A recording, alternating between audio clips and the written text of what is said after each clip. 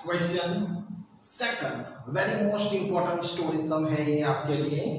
Ritu can row downstream 20 kilometers in 2 hours and upstream 4 kilometers in 2 hours. Find the speed of rowing in still water and the speed of the current.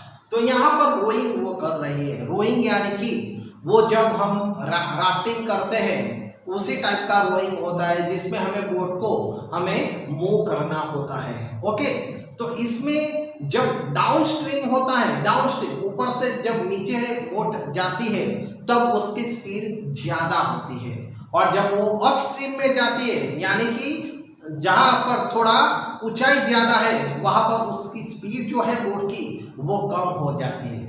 इसलिए जहां पर down stream है वहां पर हमें क्या लिखना है और जहां पर अप स्ट्रीम है वहां पर हमें क्या लिखना है, ये पॉइंट आपके माइंड में कंप्लीटली सेट हो जाता है तो आपके लिए सम वेरी इजी हो जाता है। ओके, और ये सब आपके लिए बोर्ड की एग्जाम के लिए भी वेरी मोस्ट इंपॉर्टेंट है। तो चलो यहाँ पर हम देखते हैं, Ritu can row down stream 20 kilometre in 2 hours। जब डाउन स्ट्रीम है तो 20 किलोमीटर्स का जो डिस्टेंस है वो 2 hours में ही सिर्फ उसे पूरा कर देती है, लेकिन जब अप स्ट्रीम है तो 4 किलोमीटर के लिए भी उसे यहाँ पर 2 hours लगते हैं।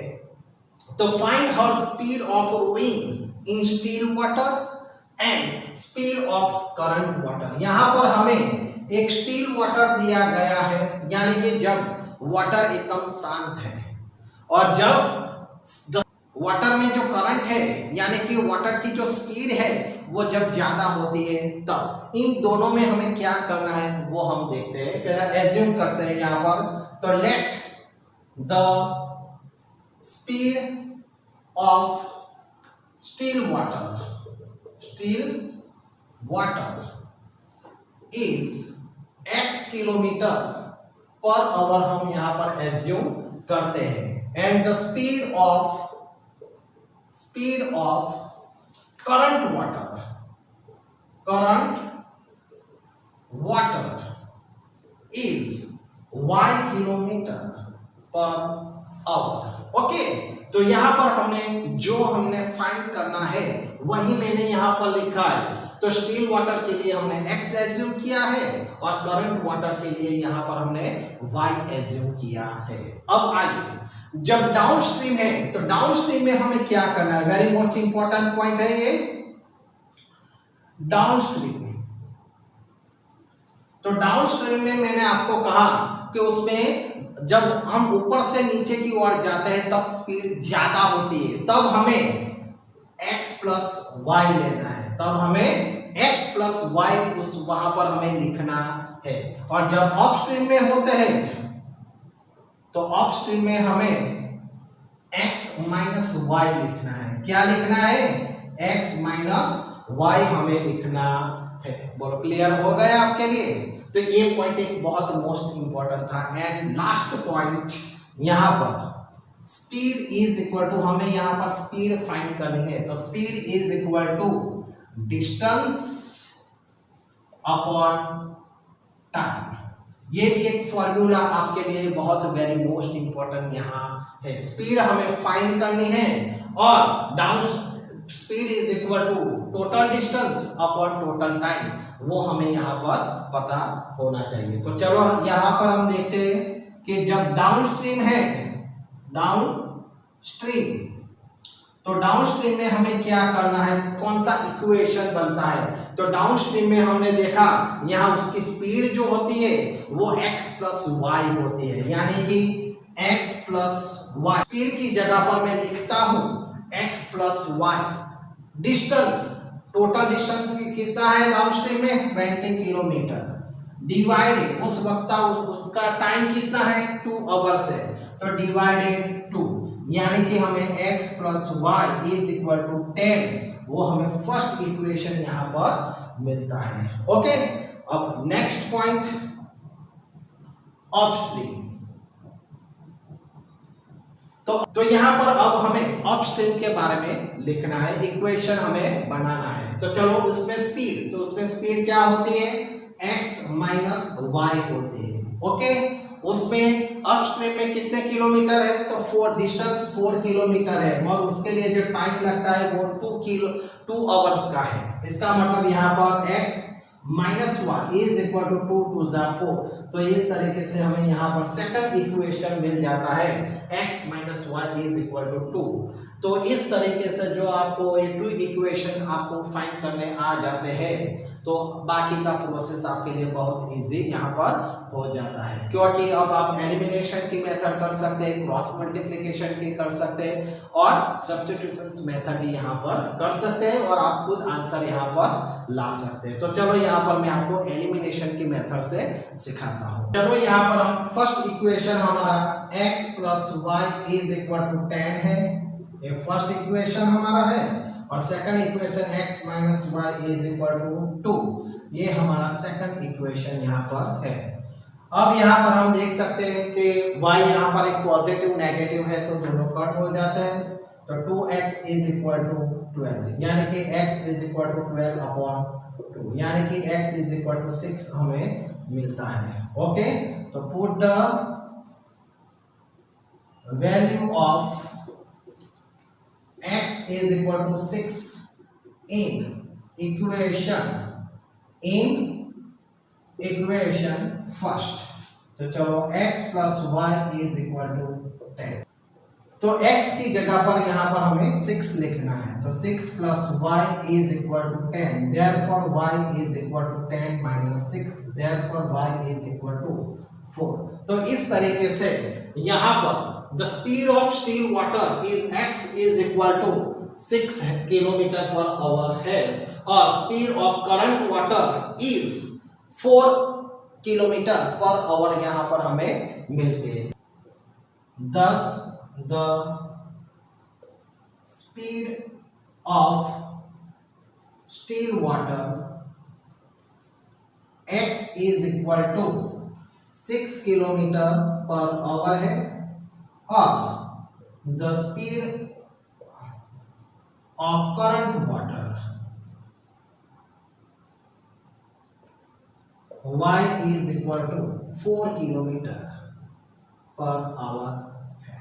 Okay, next question second, 2 women and 5 men together finish an embroidery work in 4 days। यहाँ पर वन वर्क करना है, वो वर्क है एम्ब्रॉयडरी का, और उसके लिए 2 वुमेन्स एंड 5 मेंस टुगेदर होकर उस वन वर्क को वो लोग 4 डेज में फिनिश करते हैं। Okay, next point, 3 women and 6 main can finish it, वही वर्क एम्ब्रॉयडरी का इन 3 डेज। तो यहाँ पर 2 वुमेन्स थी, उसकी जगह पर 3 वुमेन्स हो गई, 5 मैन थे, उसके जगह पर 6 मैन हो गए। इसका मतलब था वो लोग ज्यादा हो गए इससे कम डेज में, यानी कि 4 डेज की जगह वो 3 डेज में वर्क यहाँ पर क्लियर हो जाता है। अब हमें फाइंड क्या करना है, तो find the time taken by one woman alone to finish the work and also that taken by one man alone। यहाँ पर यदि 1 वुमन और 1 मैन ये वर्क करते हैं तो उन्हें कितना टाइम लगेगा, वो यहाँ पर हमें फाइंड करना है। ओके, तो चलो पहले तो यहाँ पर हमें एज्यूम करना है, जो यहाँ पर दिया गया है वही हमें लिखना है। The time taken by 1 woman alone to finish the work is equal to x days लगते हैं, and same the time taken by one man alone to finish the work is equal to उन्हें y days लगते हैं, वही यहाँ पर हमें लिखना है। तो चलो the time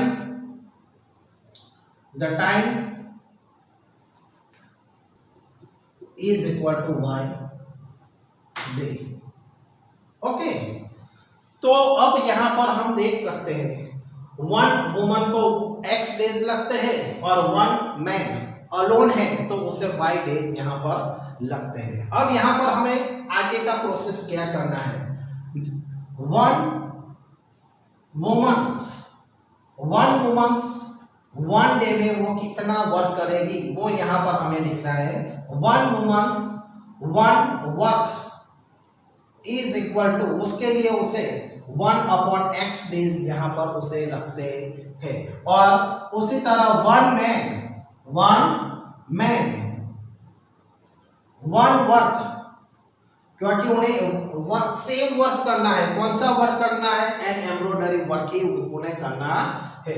उन्हें 1/y डेज लगते हैं। ओके, तो यहाँ पर हम देख सकते हैं कि पहले केस में यहाँ पर क्या होता है, 3 वुमन्स है, 3 वुमन्स, यानी कि यहाँ 1 वुमन्स के लिए हमने यहाँ पर 1/x लिखा है, तो यहाँ पर 2 वुमन्स है तो हमें 2/x लिखना है। 5 मैन है तो हमें प्लस 5/y लिखना है। 2 together finish and embroidery work, 1 work वो लोग करते हैं, इज इक्वल टू 1 वर्क उन्हें फिनिश करना है, इज इक्वल टू 1 वर्क उन्हें फिनिश करना है, और उनके वर्क के लिए उन्हें 4 डेज चाहिए।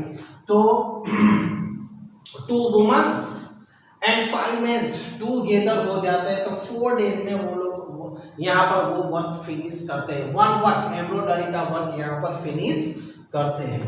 Therefore, इसीलिए हमने 4 को इन दोनों के साथ मल्टीप्लिकेशन किया, क्योंकि 1 वर्क है और वो लोग 4 डेज में फिनिश करते हैं। अब ये दोनों अब 4 का इस ब्रैकेट के साथ मल्टीप्लिकेशन का रिलेशन है, इसलिए हम उसे इज इक्वल टू के राइट साइड पर ले जाते हैं तो वो डिवाइड हो जाते हैं। तो 2/x plus 5/y is equal to 1/4। इस तरीके से हमें फर्स्ट, यदि आपको इक्वेशंस बनाना आ जाता है तो आपके लिए सम क्लियर करना बहुत इजी हो जाता है। ओके, चलो आगे। सेकंड केस में क्या होता है, 3 वुमन्स यानी कि 3/x प्लस 6 मैन यानी कि 6/y is equal to 3 is equal to 1 work, and उन्हें डेज कितने लगते हैं वो फिनिश करने के लिए, 3 डेज उन्हें लगते हैं। Therefore 3/x plus 6/y is equal to 1/3। तो इस तरीके से यहाँ पर हमें 2 इक्वेशंस मिल जाते हैं। अब यहाँ पर हम देख सकते हैं कि इन 2 इक्वेशंस में हमें डिनोमिनेटर में x एंड y मिलते हैं, इसलिए यहाँ पर हमें एज्यूम करना पड़ेगा फिर से।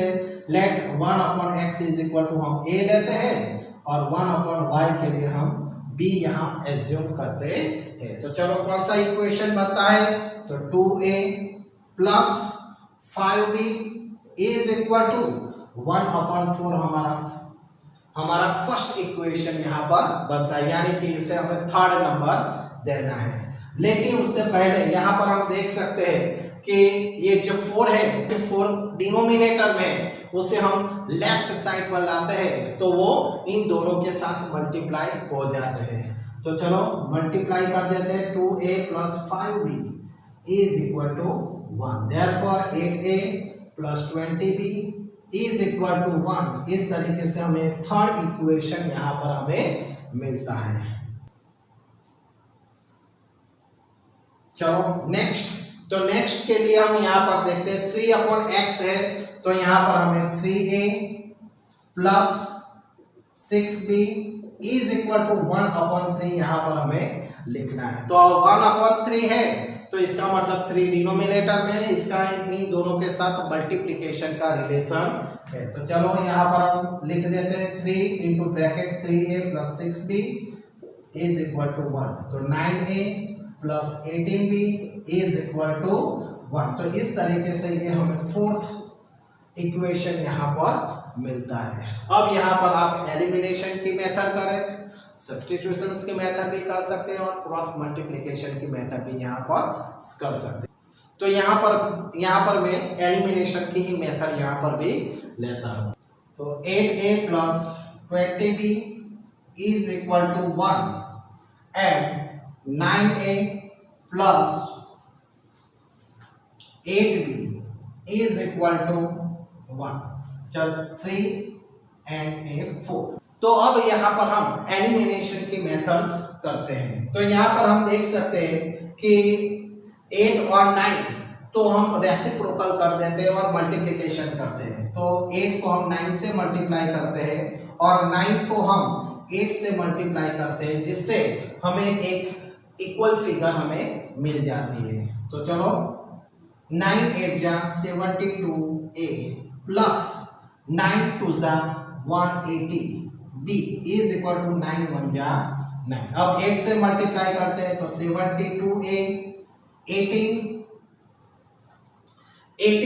8 जा हम करते हैं तो 8 8 जा 64 6 कैरी ओवर 8 1 जा 8 में हम 6 कैरी ओवर ऐड करते हैं तो 14 हमें मिलता है। तो 144 हमें मिलता है। 8 1 जा 8। यहाँ पर अब हमें साइन चेंज करनी है। सभी पॉजिटिव है तो सभी को नेगेटिव यहाँ पर हमें कर देना है। तो चलो ये कट हो जाते हैं। 180 में से 144 हम लेस करते हैं तो कितना हमें मिलता है, चलो देखते हैं। तो 36 भी यहाँ पर हमें पॉजिटिव मिलते हैं। इज इक्वल टू 9 में से 8 हम लेस करते हैं तो 1 मिलता है। तो इस तरीके से हमें यहाँ पर b इज इक्वल टू 1/36 यहाँ पर हमें मिलता है। ओके, चलो आगे हम प्रोसेस करते हैं। Put the value of b is equal to 1/36 in equation. First equation में यहाँ पर हम रख देते हैं। तो 8a plus 20b is equal to कितना है, तो 8a plus 20 into bracket 1/36 is equal to 1। तो 8a प्लस चलो 4 5 जा 20 4 9 जा 36 4 से कट हो जाते हैं तो 5 1 जा 5 5/9 यहाँ पर हमें मिलते हैं। अब यहाँ पर हमें क्या करना है, तो डिनोमिनेटर सेम नहीं है तो हम क्रॉस मल्टीप्लिकेशन यहाँ पर करते हैं। तो 9 8 जा 72a प्लस 5 1 जा 5 अपॉन 9 1 जा 9 is equal to 1। Therefore 72a plus 5 is equal to 9 denominator में राइट साइड पर ले जाते हैं तो 1 के साथ मल्टीप्लाई हो जाता है तो 9 1 जा 9। आइए 72a is equal to 9 minus 5। तो 72a इज इक्वल टू 4। तो a इज इक्वल टू 4/72। तो therefore a is equal to 4 1 जा 4 और 4 को 72 के साथ हम डिवाइड करते हैं तो 4 1 जा 4 3 4 8 जा 32। तो यहाँ पर हमें a इज इक्वल टू 1/18 मिलते हैं। ओके, चलो आगे हम प्रोसेस करते हैं। तो यहाँ पर हमें a की वैल्यू 1/18 मिलती है और b की वैल्यू यहाँ पर हमें 136 मिलती है, लेकिन यहाँ पर हमें x एंड y की वैल्यू फाइंड करनी है। तो इसके लिए हम चलो बट हमने 1/x के लिए a एज्यूम किया है और 1/y के लिए हमने b एज्यूम किया है। तो 1/x is equal to a की जगह पर अब हमें 1/18 लिखना है। Therefore x is equal to हमें 18 मिलते हैं और y की जगह पर 1/y is equal to b की जगह पर हमें 1/36 लिखना है। Therefore y is equal to हमें 36 यहाँ पर हमें मिलते हैं। अब हमारा answer, find the time taken by one woman alone to finish the work.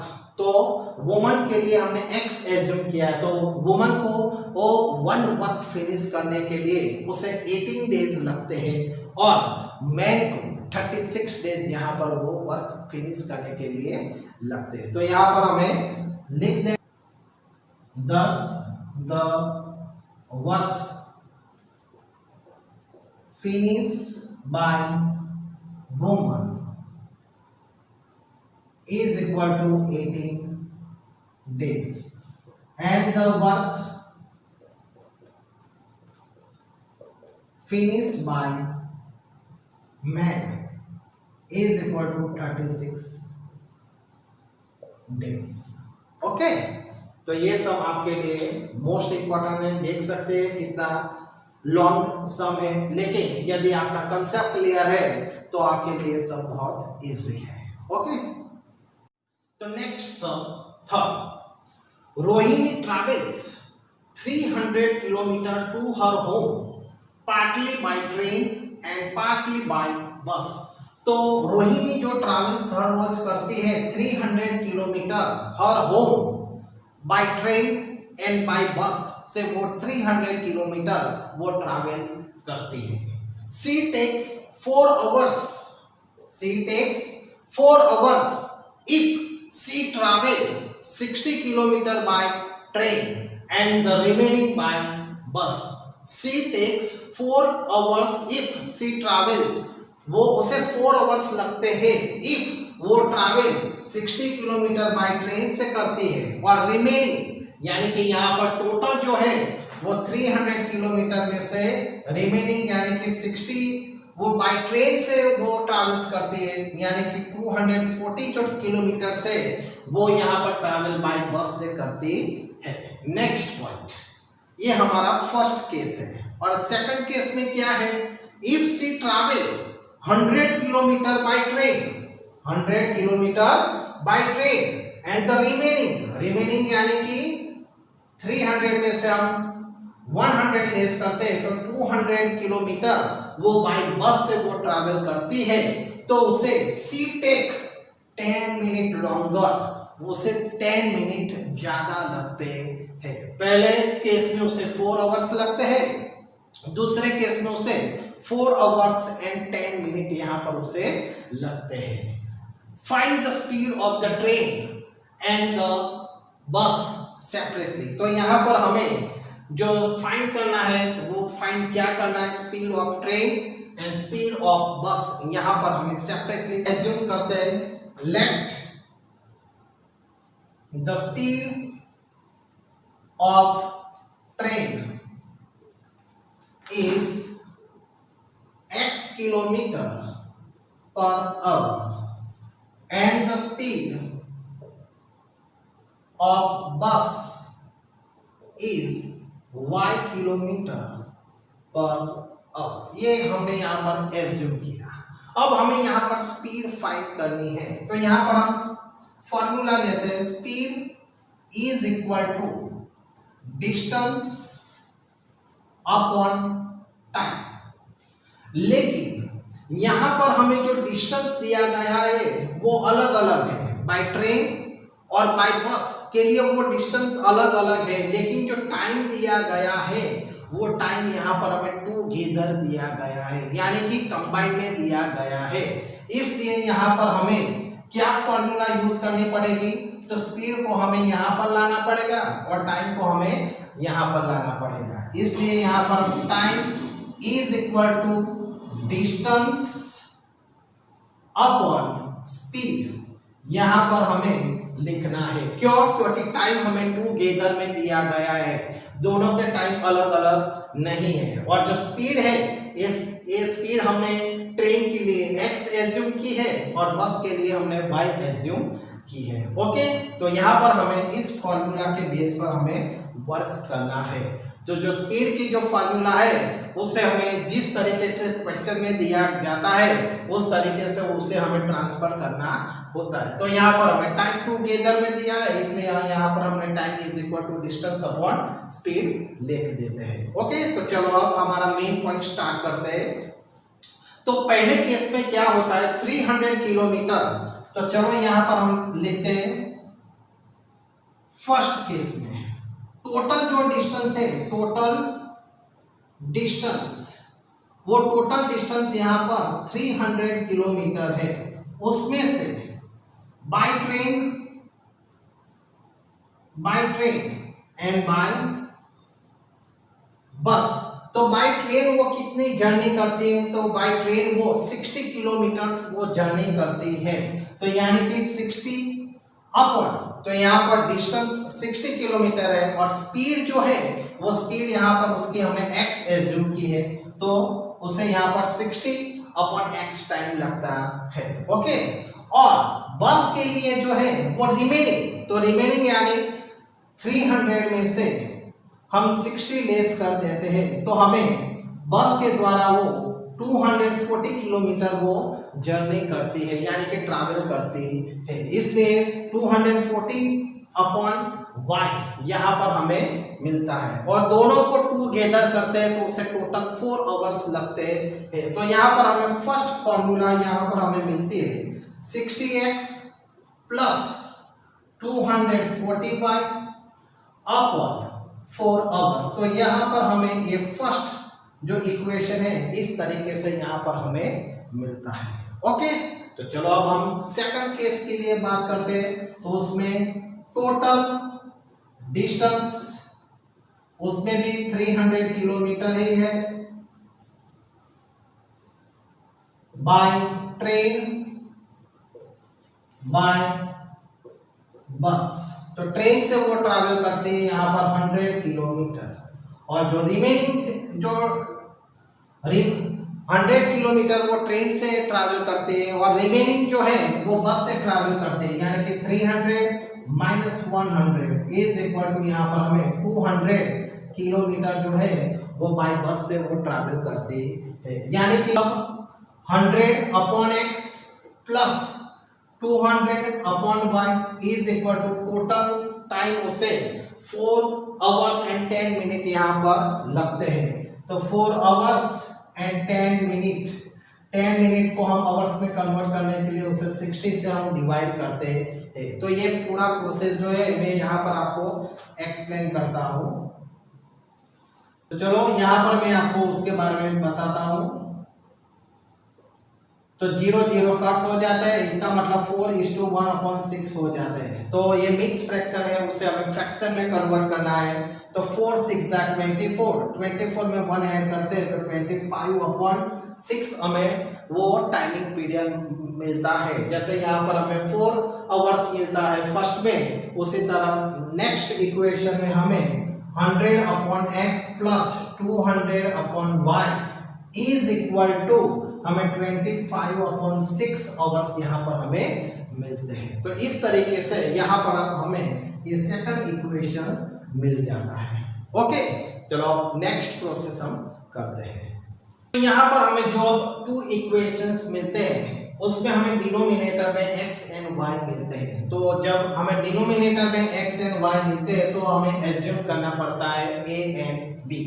तो 1/x के लिए हम a एज्यूम करते हैं, और 1/y के लिए यहाँ पर हम b एज्यूम करते हैं। तो चलो फर्स्ट इक्वेशन में 60a plus 240b is equal to 4, ये हमें यहाँ पर थर्ड इक्वेशन यहाँ पर हमें मिलता है। लेकिन उसमें देख सकते हैं 4 कॉमन निकल जाते हैं, तो 4 को पहले कॉमन निकाल देते हैं। तो 15 4 जा 60, 4 6 जा 24, यानी कि 60b इज इक्वल टू 4 1 जा 4। इस तरीके से यहाँ पर हमें third equation 15a plus 60b is equal to 1 मिलता है। चलो उसी तरीके से सेकंड इक्वेशन के लिए हम बात करते हैं।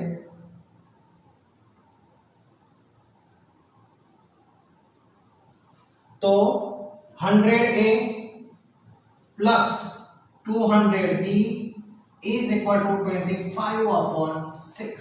तो यहां पर हम देख सकते हैं कि 25 सभी में से कॉमन निकल जाते हैं, 25 सभी में से कॉमन निकल जाते हैं। तो चलो 25 4 जाए तो 4a, 25 4 जा 100, 25 8 जा 200 इज इक्वल टू 25 1 जा 25/6। अब तो यहाँ पर हम देख सकते हैं 6 का 1 के साथ जो रिलेशन, तो यहाँ पर 6 जो है वो डिनोमिनेटर में, इसलिए उसे लेफ्ट साइड हम लाते हैं तो उसका मल्टीप्लिकेशन होता है।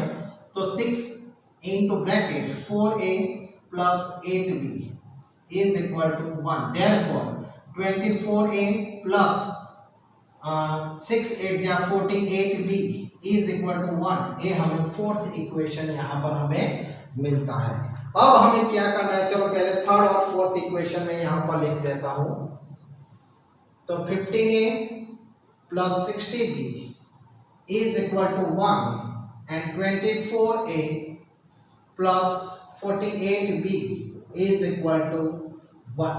तो यहाँ पर मैंने जो थर्ड इक्वेशन और फोर्थ इक्वेशन मैं यहाँ पर लिख देता हूँ। ओके, तो अब हमें यहाँ पर आप जो मेथड्स यूज करना चाहते हैं यहाँ पर आप कर सकते हैं। तो यहाँ पर भी मैं एलिमिनेशन की ही मेथड यहाँ पर यूज करता हूँ। तो हमारे पास जो ए है, A1 एंड AB या B1 या B2, इससे पहले आप सिंपलेस्ट फॉर्म में उसे कन्वर्ट कर दीजिए। सिंपलेस्ट फॉर्म का मतलब है 15 और 24 है, हमें किस टेबल्स में मिलते हैं, तो 3 5 15 एंड 3 8 24। इस तरीके से हमारी जो फिगर है वो हमारी फिगर छोटी हो जाती है। इससे हमारा मल्टीप्लिकेशन का प्रोसेस हमारा इजी हो जाता है। अब हमें मल्टीप्लिकेशन में 15 को 24 की जगह हमें 8 से मल्टीप्लाई करना है। तो इक्वेशन 3 को हमें 8 से मल्टीप्लाई करना है और इक्वेशन 4 को हमें 5 से यहाँ पर मल्टीप्लाई करना है। ओके, चलो आगे अब हम करते हैं प्रोसेस। 8 से मल्टीप्लिकेशन कर देते हैं पूरे इक्वेशन को। तो 15 8 जा 128 प्लस 68 जा 480b इज इक्वल टू 8 1 जा 8। 24 5 जा 128 प्लस 48 मल्टीप्लाई 5 तो 240b is equal to, multiplication भी आप कर सकते हैं जिससे आपको डायरेक्ट आंसर नहीं पता है तो आपको मल्टीप्लिकेशन करना है। 5 1 जा 5। तो अब यहाँ पर हमें साइन चेंज कर देनी है, सभी पॉजिटिव है तो सभी को नेगेटिव कर देना है। तो ये पॉजिटिव नेगेटिव हो गए, कट हो जाते हैं। यहाँ पर 0 4 2, तो यहाँ पर 240b इज इक्वल टू 8 में से 5 डेज करते हैं तो 3। तो इस तरीके से b is equal to 3 upon 240, therefore b is equal to 3 1 जा 3 and 3 8 जा 4 24, 3 8 जा 24 and 0, यानी कि 1/80 यहाँ पर b की वैल्यू यहाँ पर हमें मिलती है। Put the value of b is equal to 1/80 in equation first। Equation first में रख देते हैं। तो 15 a plus 60b is equal to 1। अब हमें 60b की जगह पर 1/80 यहाँ पर हमें रखना है। ओके, चलो देखते हैं। तो 15a प्लस 0 0 कट 2 3 जा 2 4 जा, तो यहाँ पर हमें 3/4 मिलते हैं। तो 3/4 इज इक्वल टू 1 यहाँ पर हमें मिलता है। तो चलो ये फिगर को मैं यहाँ पर लिख देता हूँ। 15a plus 3/4 is equal to 1। अब यहाँ पर डिनोमिनेटर सेम नहीं है, तो डिनोमिनेटर तो सेम करने के लिए क्रॉस मल्टीप्लिकेशन कर देते हैं। तो 15 4 जा 60a प्लस 3 1 जा 3 and 4 1 जा 4 is equal to 1। Therefore 60a plus 3 is equal to 4 denominator में राइट साइड पर ले जाते हैं तो मल्टीप्लिकेशन हो जाता है 4 1 जा 4। तो 60a is equal to 4 minus 3। Therefore 60a is equal to 1। Therefore a is equal to 1/60। यहाँ पर हमें a की वैल्यू 1/60 मिलती है, लेकिन हमें यहाँ पर x एंड y की वैल्यू यहाँ पर हमें फाइंड करनी है। तो यहाँ पर हमें a की वैल्यू 1/60 मिलती है और b की वैल्यू यहाँ पर हमें 1/80 मिलती है। तो चलो, but 1/x is equal to a and 1/y is equal to b है, हमने एज्यूम किया था। तो 1/x, तो यहाँ पर a की वैल्यू हमें 1/60 मिलती है। Therefore x is equal to यहाँ पर 60 हमें मिलते हैं। इसी तरह 1/y, b की वैल्यू 1/80 हमें मिलती है। Therefore y is equal to हमें 80 मिलते हैं। ओके, तो अब हमें आंसर लिखना है 10 the speed of train. Train के लिए हमने x एज्यूम किया था, तो speed of train x is equal to 60 kilometre per hour हमें मिलती है। And the speed of bus y is equal to 80 kilometre per hour हमें मिलती है। तो इस तरीके से ये सम आपके लिए वेरी मोस्ट इंपॉर्टेंट है। ये सम लॉन्ग है लेकिन उसे आप 2-3 टाइम्स बाद रिवाइज करते हैं, उसकी प्रैक्टिस करते हैं तो ये सम भी आपके लिए इजी हो जाएगा। ओके।